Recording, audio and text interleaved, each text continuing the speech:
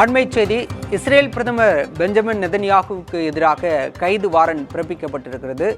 விவரங்களை செய்தியாளர் பாலவெற்றிவேலிடம் கேட்கலாம். பாலவெற்றிவேல், எதற்காக இந்த கைது வாரண்ட்? விவரம் என்ன?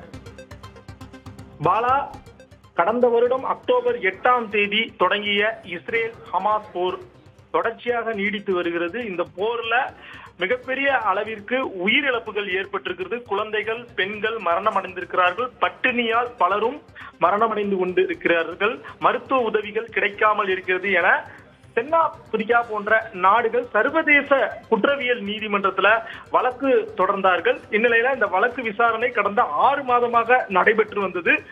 இஸ்ரேல் அரசு சார்பாக போர் குற்றங்களில் தாங்கள் ஈடுபடவில்லை என விளக்கம் கொடுக்கப்பட்டிருந்தது. இந்நிலையில இன்று சர்வதேச குற்றவியல் நீதிமன்றம் ஒரு முக்கியமான உத்தரவை பிறப்பித்திருக்கிறார்கள்.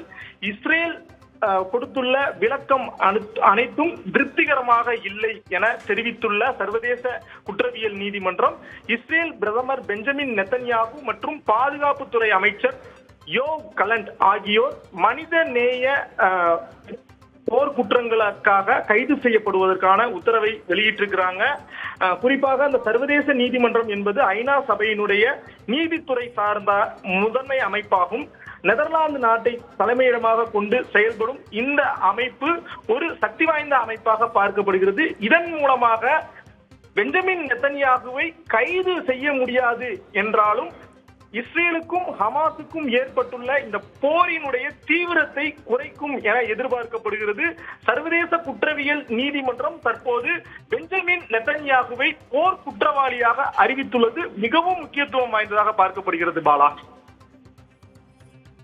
இஸ்ரேல் பிரதமர் பெஞ்சமின் நெதன்யாகுவுக்கு எதிராக சர்வதேச குற்றவியல் நீதிமன்றம் கைது வாரண்ட் பிறப்பித்திருக்கிறது. தங்களுடைய விரிவான விவரங்களுக்கு நன்றி பாலவெற்றிவேல்.